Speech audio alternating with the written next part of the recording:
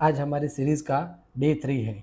इसमें हम strength plus fat burn पे फोकस करेंगे, लेकिन हम अगेन स्ट्रेचिंग को इग्नोर नहीं करेंगे। स्ट्रेचिंग हमारी एक्सरसाइज का वो इम्पोर्टेंट पार्ट है। अगर इसको हम over the period of time नहीं करते या कम करते हैं तो चांसेस स्टिफनेस के और लेज़ीनेस के ज़्यादा बढ़ जाते हैं, और धीरे धीरे ये स्टिफनेस हमको इंजरी तक पहुंचा सकती है। इसलिए आप स्ट्रेचिंग को अवॉइड मत करो।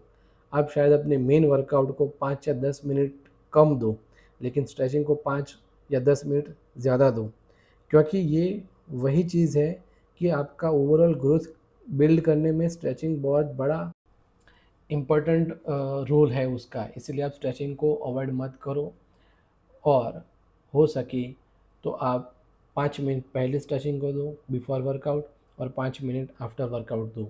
उससे आप 6 या 7 वीक्स में अपने बॉडी के अंदर चेंजेस दिखोगे कि आप जब स्ट्रेचिंग नहीं करते थे तब आपकी बॉडी कैसे थी, और स्ट्रेचिंग के बाद आपके बॉडी में कितना बड़ा और बहुत अच्छा इम्प्रूवमेंट आता है।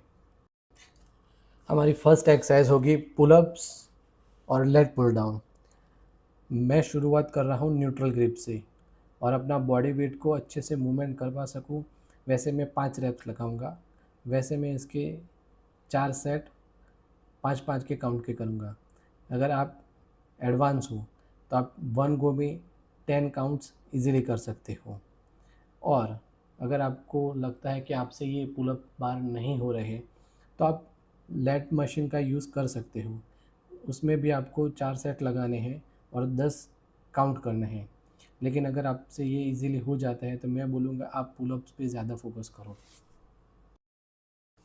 हमारी सेकंड वर्कआउट होगी डेड लिफ्ट, और डेड लिफ्ट हम 4 सेट करेंगे और 8 रैप करेंगे, जो बिगिनर के लिए है। लेकिन मुझे ऐसा लगता है कि अगर आप थोड़े से एडवांस हो तो 10 to 12 रैप तक जा सकते हो। इसमें आपको क्लीन फॉर्म का फोकस करना है। ऐसा नहीं है कि अगर आपने हैवी वेट ले लिया है तो आप जर्क करवाओ और अपनी बॉडी की मूवमेंट ख़राब कराओ। उससे होगा ये कि इंजरी के चांसेस भी बहुत ज़्यादा बढ़ जाते हैं, और फॉर्म भी अच्छे से नहीं होता, तो हमको जो मसल्स ग्रो चाहिए वो मिलता नहीं है, और इंजरी गिफ्ट में मिल जाती है। तो फोकस ये करो कि क्लीन रैप रखो, और आपका जो भी वेट है वो आप धीरे धीरे बढ़ाओ।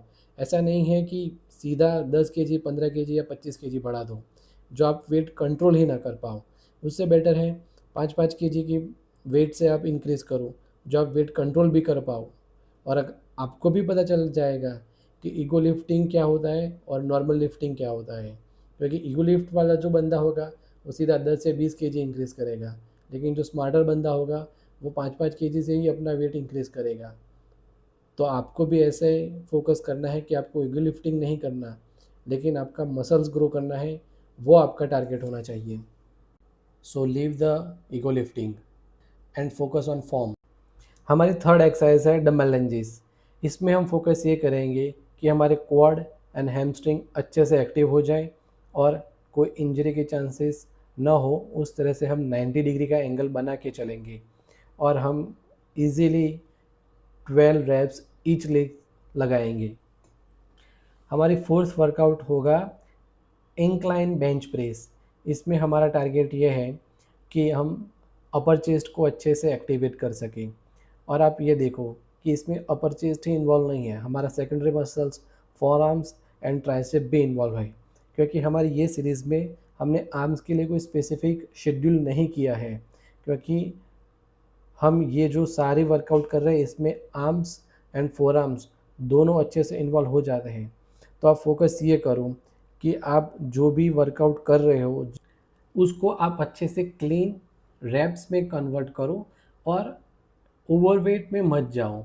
आप जितना वेट कंट्रोल कर पा रहे हो 12 रैप्स लगा रहे हो वो इम्पोर्टेंट है। ज़्यादातर लोगों की एक कंप्लेन होती है, खासकर बिगिनर्स की, कि उनको 6-8 महीने हो गए हैं वर्कआउट करते करते, लेकिन उनकी अपर चेस्ट ग्रो नहीं हो रही है। तो मैं आपको इसमें एक टिप बता रहा हूँ, आप वो ज़रूर से फॉलो करना।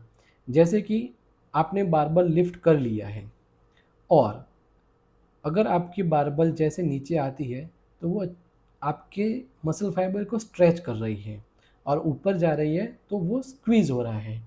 तो आपकी जो स्ट्रेचिंग हो रही है मसल्स की, आप उसको हाफ सेकंड या 1 सेकंड का पॉज़ कराओ। सेम थिंग अगर आपकी बारबल जब अप जा रही है, तब आप उसको हाफ सेकंड या 1 सेकंड का पॉज़ कराओ।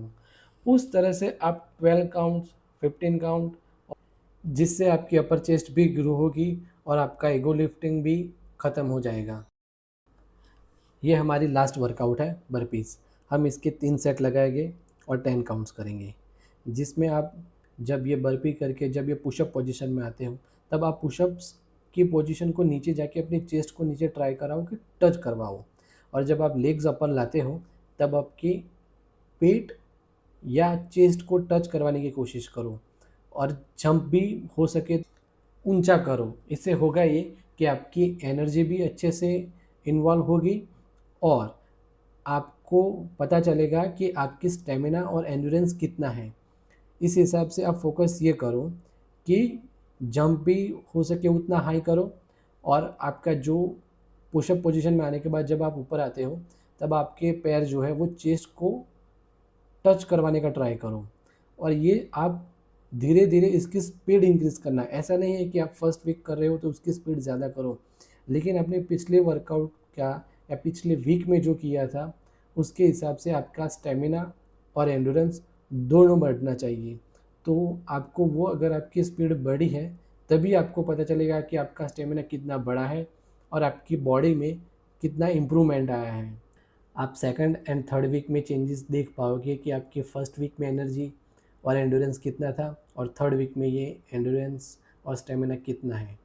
तो आप ये वर्कआउट करते रहें और आप अपनी एनर्जी और एंड्योरेंस बढ़ाते रहें। और हाँ, वर्कआउट स्किप मत करना।